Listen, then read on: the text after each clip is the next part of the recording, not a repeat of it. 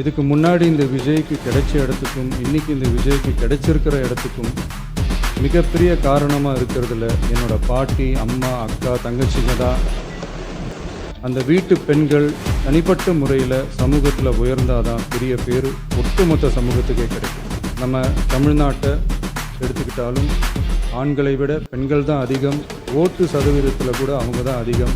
2021 சட்டசபையில் 12 பெண்கள் இருந்தாங்க. இப்போது இந்த 2026 சட்டசபையில் 23 பெண்கள் இருக்கிறாங்க.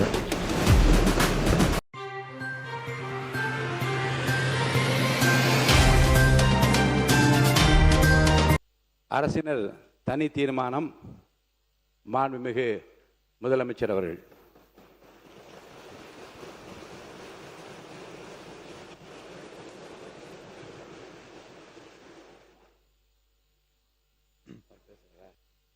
மாண்புமிகு பேரவைத் தலைவர் அவர்களே,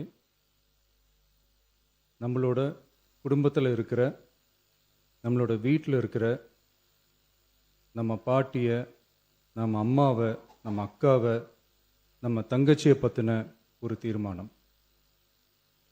அதை பற்றி பேசுகிறதுக்கு, அவங்களுக்காக பேசுகிறதுக்கு நம்ம மனசில் இருந்து, நம்ம இதயத்தில் இருந்து பேசுகிறேன். இதுக்கு முன்னாடி இந்த விஜய்க்கு கிடைச்ச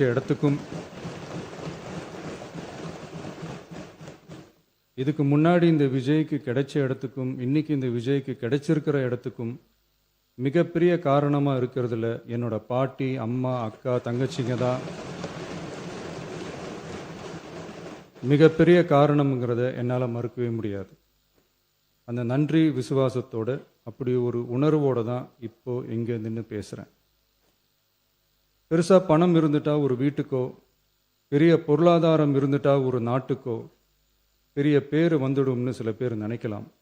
ஆனால் உண்மையாகவே ஒரு வீட்டுக்கோ ஒரு நாட்டுக்கோ எப்போ பெரிய பேர் கிடைக்கும் தெரியுமா? அந்த வீட்டு பெண்கள் தனிப்பட்ட முறையில் சமூகத்தில் உயர்ந்தாதான் பெரிய பேர் ஒட்டுமொத்த சமூகத்துக்கே கிடைக்கும். நம்ம தமிழ்நாட்டு மண்ணில் சங்க காலத்தில் இருந்த அன்னைக்கும் சரி இன்றைக்கும் சரி மிகப்பெரிய அடையாளமாக இருக்கிற பெண் ஆளுமைகள் நிறைய பேர் இருக்காங்க.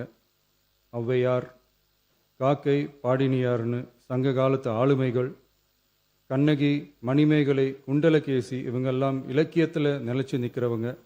ஆண்டாள், காரைக்கால் அம்மையார், இவங்கெல்லாம் ஆன்மீகத்திலையும் இலக்கியத்திலையும் உயர்ந்த இடத்துல இருக்கிறவங்க. ராணி வேலு நாச்சியார், குயிலி, அம்புஜம் அம்மாள், ருக்மணி லட்சுமிபதி அம்மாள், டாக்டர் முத்துலட்சுமி ரெட்டி அஞ்சலை அம்மாள், மக்கள் சேவகர் அஞ்சலை அம்மாள்னு நம்ம நாட்டோட விடுதலை போராட்டத்தில் கலந்துக்கிட்டவங்க. நம்ம தமிழ்நாட்டு பெண் ஆளுமைகள் நிறைய பேர் இருக்காங்க. சுதந்திர போராட்டத்தில் இருந்து சமூக நீதி போராட்டம் வரைக்கும் கலந்துக்கிட்டவங்க தான் நம்ம தமிழ்நாட்டு பெண்கள். அது மட்டுமா, கல்வி, அறிவியல், அரசியல், நீதி, நிர்வாகம், தொழில்நுட்பம்னு எல்லா டிபார்ட்மெண்ட்லேயும் இன்னைக்கு நம்ம தமிழ்நாட்டு பெண்களோட பங்களிப்பு பெருசாக இருக்குன்றத யாரும் மறுக்கவே முடியாது. அப்படிப்பட்ட நம்ம வீட்டு பெண்களுக்கு அரசியல்லையும் முன்னேற வழிவகை செய்யணும். அதுக்கு உரிய இடஒதுக்கீடு வழங்கணும். பெண்களுக்கு இடஒதுக்கீடு தர்றது ஏதோ சலுகைன்னு நினைச்சிடக்கூடாது. சமூக நீதி சார்ந்தது, அரசியல் அமைப்பு சார்ந்தது. மாண்புமிகு பேரவைத் தலைவர் அவர்களே, நம்ம நாட்டோட மக்கள் தொகையில் ஏறக்குறைய பாதி பேர் பெண்கள் தான். அதனால் அனைத்து நிலைகள்லையும் பெண்களுக்கு சம அந்தஸ்து வழங்கப்படணும். அரசியலமைப்பு சட்டமும் அவங்களுக்கு சமத்துவ உரிமையை வழங்கித்தானே இருக்குது. நம்ம தமிழ்நாட்டை எடுத்துக்கிட்டாலும் ஆண்களை விட பெண்கள் தான் அதிகம். ஓட்டு சதவீதத்தில் கூட அவங்க தான் அதிகம். ஆனால் அவங்களுக்கான அரசியல் இடம்னு பார்த்தா 2021 சட்டசபையில் 12 பெண்கள் இருந்தாங்க.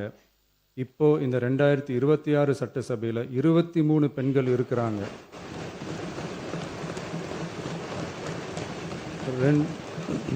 ரெண்டு மடங்கு ஆகி இருக்கு. ஆனாலும் சதவீத கணக்குப்படி பெருசாக உயரலை. மாண்புமிகு பேரவைத் தலைவர் அவர்களே, ஒன்றிய அரசு 2023ஆம் ஆண்டு மக்களவை, அனைத்து மாநில சட்டமன்றங்கள் மற்றும் டெல்லி யூனியன் பிரதேச சட்டமன்றத்தில் பெண்களுக்கென 1/3 பங்கு தொகுதி ஒதுக்கீட்டை கட்டாயமாக்கி 106வது அரசியல் சாசன திருத்த சட்டத்தினை 2023 செப்டம்பர் 28 நிறைவேற்றி 2026 ஏப்ரல் 16 முதல் நடைமுறைக்கு வந்துள்ளது. இருப்பினும் மேற்படி தொகுதி ஒதுக்கீடானது மக்கள் தொகை கணக்கெடுப்பு மற்றும் அதை தொடர்ந்து நடக்கும் தொகுதி மறுவரையறை பணிகளுக்கு பிறகுதான் முழுமையாக நடைமுறைக்கு வரும் என்று தெரிவிக்கப்பட்டுள்ளது. மேலும் ஒன்றிய அரசு 2026ஆம் ஆண்டு 131வது அரசியல் சாசன திருத்தச் சட்ட மசோதாவையும் 2026ஆம் ஆண்டு தொகுதி மறுவரையறை சட்ட மசோதாவையும் தாக்கல் செய்து 2026 ஏப்ரல் 17இல் 2/3 பங்கு உறுப்பினர்களில் ஆதரவு இல்லாமல் மசோதா நிறைவேறவில்லை.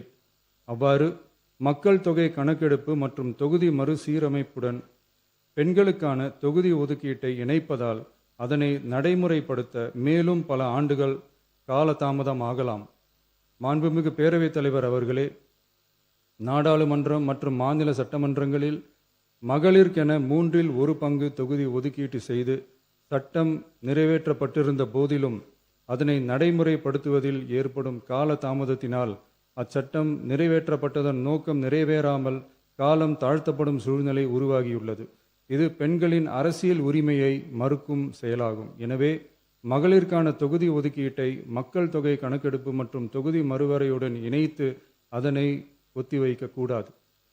மேற்படி தொகுதி ஒதுக்கீட்டை விரைந்து நடைமுறைப்படுத்துவதற்கு உரிய நடவடிக்கைகள் எடுக்கப்பட வேண்டும் என தமிழ்நாடு அரசு ஒன்றிய அரசை வலியுறுத்துகிறது. மாண்புமிகு பேரவைத் தலைவர் அவர்களே, நம்ம டிவிகே அரசு பெண்களுக்கான அரசியல் அதிகாரம் வழங்குறதுல முன்னோடி மாநில அரசாதான் இருக்கு. 4 பெண் அமைச்சர்கள் இருக்கிறாங்க. பெண்கள் பாதுகாப்புக்கு சிங்கப்பெண் சிறப்பு அதிரடிப்படை இருக்கு. பெண்களுக்கான பாதுகாப்புல பெண்களுக்கான இம்பார்ட்டன்ஸ்ல டிவிகே அரசு ரொம்ப கவனமாக தான் இருக்கு. இனியும் அப்படிதான் இருக்கும். உள்ளாட்சியில் பெண்களுக்கு 50% இடஒதுக்கீடு கொடுத்ததும் இன்னைக்கு ஆயிரக்கணக்கான பெண்கள் மக்கள் பிரதிநிதிகளாக மாறி இருக்காங்க. அவங்களோட தலைமை பண்பும் ப்ரூவ் ஆகி இருக்கு. அதே மாதிரி பெண்களோட வெற்றியை சட்டமன்றத்திலையும் பார்லிமெண்ட்லையும் எக்ஸ்டெண்ட் பண்ண வேண்டிய நேரம் வந்துருச்சு.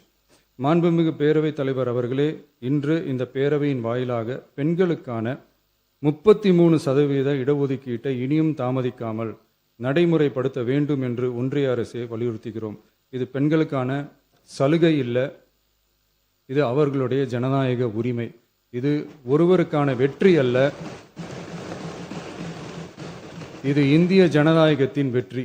ஒரு பெண் அதிகாரம் பெறும்போது ஒரு குடும்பம் உயர்கிறது. ஆயிரக்கணக்கான பெண்கள் அதிகாரம் பெறும்போது ஒரு நாடே உயர்கிறது. மக்கள் தொகை கணக்கெடுப்பு மற்றும் தொகுதி மறுசீரமைப்புடன் பெண்களுக்கான தொகுதி ஒதுக்கீட்டை இணைப்பதால் ஏற்படும் காலதாமதத்தின் காரணமாக பெண்களுக்கான தொகுதி ஒதுக்கீட்டை ஒத்திவைக்க கூடாது என்றும் அதை விரைவாக அமல்படுத்த தகுந்த அரசியலமைப்பு மற்றும் சட்டப்பூர்வ நடவடிக்கைகள் எடுக்கப்பட வேண்டும் என்றும் தமிழ்நாடு அரசு ஒன்றிய அரசை வலியுறுத்துகிறது.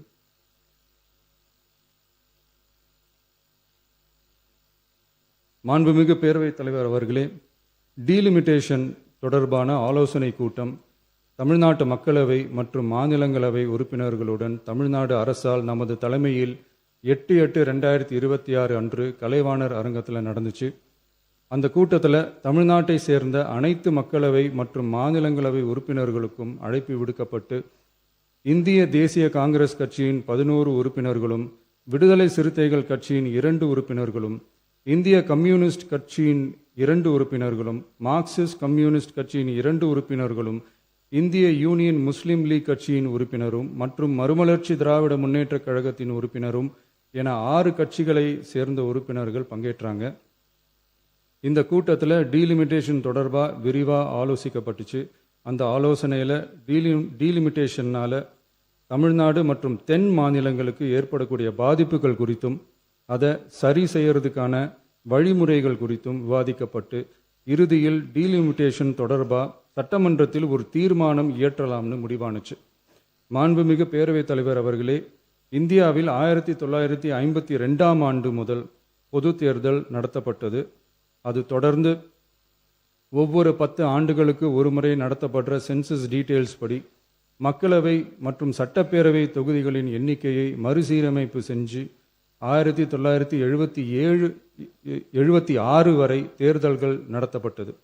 இந்த நிலையில் 1976ஆம் ஆண்டு 42வது அரசியலமைப்பு சட்ட திருத்தப்படி மக்கள் தொகையை சிறப்பாக கட்டுப்படுத்தும் மாநிலங்களுக்கு டீலிமிட்டேஷன் காரணமாக மக்களவை உறுப்பினர் எண்ணிக்கையில் எந்தவித பாதிப்பும் ஏற்படக்கூடாது என்பதற்காக அடுத்த 25 வருஷத்துக்கு 1971ஆம் ஆண்டு சென்சஸ் படி பாராளுமன்ற உறுப்பினர்களின் எண்ணிக்கை வைக்கப்படும்னு சட்டம் இயற்றப்பட்டது.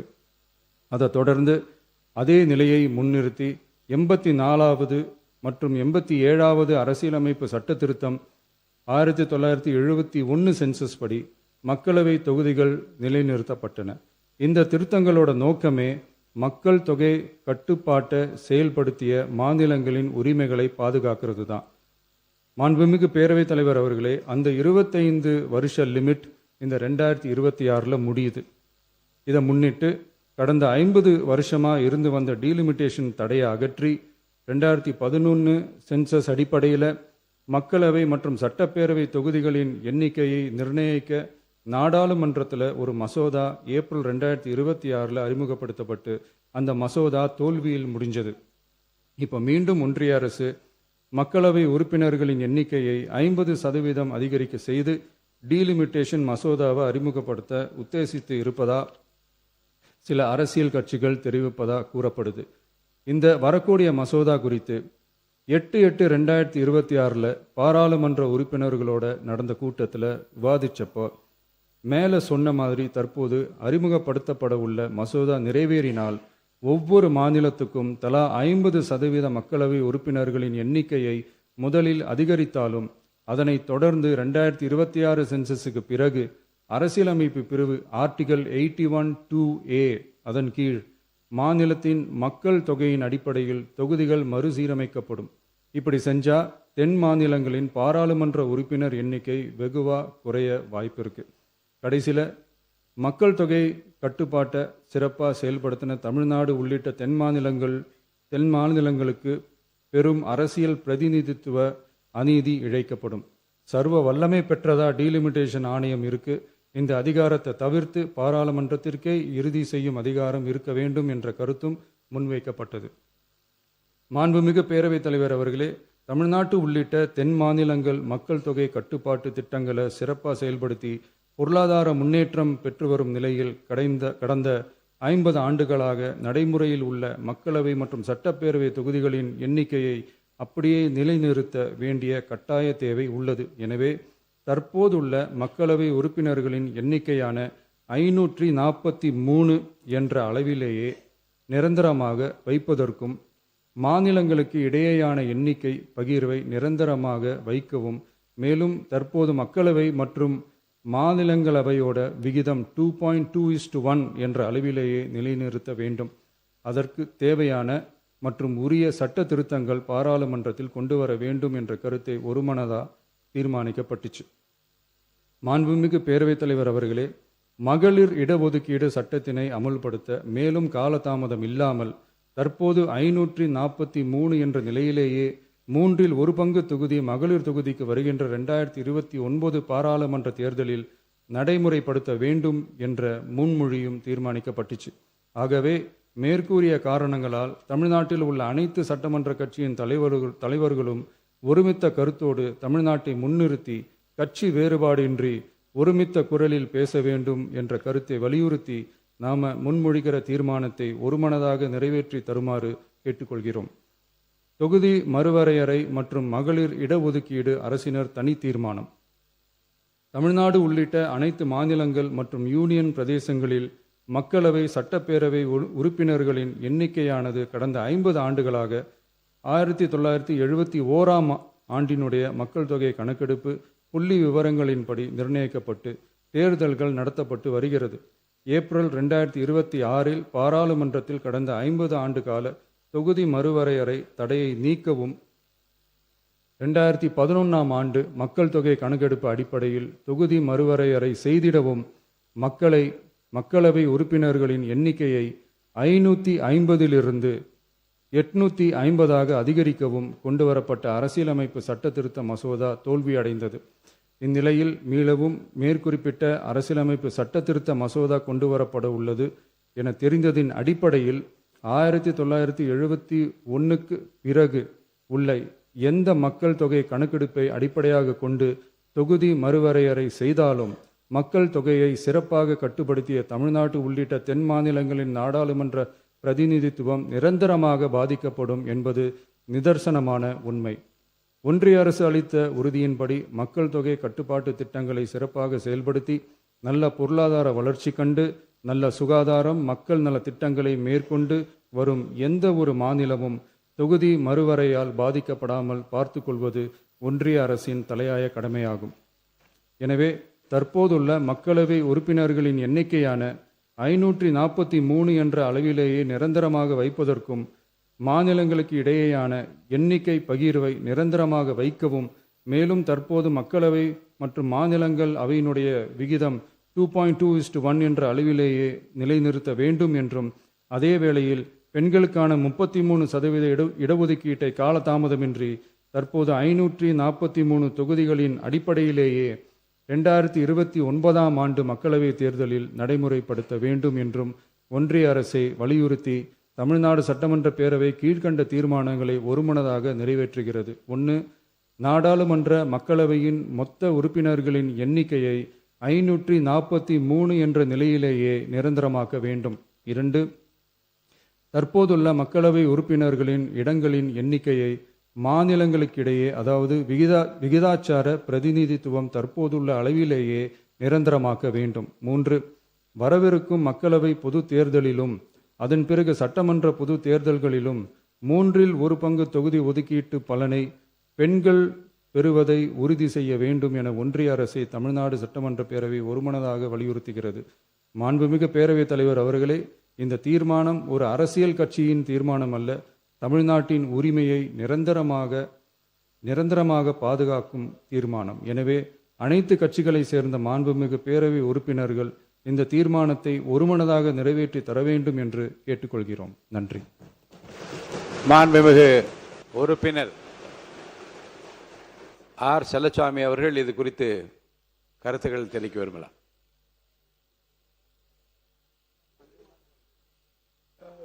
இதை குறித்து பேச போறீங்க, வேற ஏதாவது சொல்லுங்க. மாண்புமிகு பேரவைத் தலைவர்களே, உங்களுக்கு தெரிந்த செய்தி தான் இது. அரசின் சார்பாக 110 விதியின் கீழ் சில அறிவிப்புகளை செய்கிற பொழுது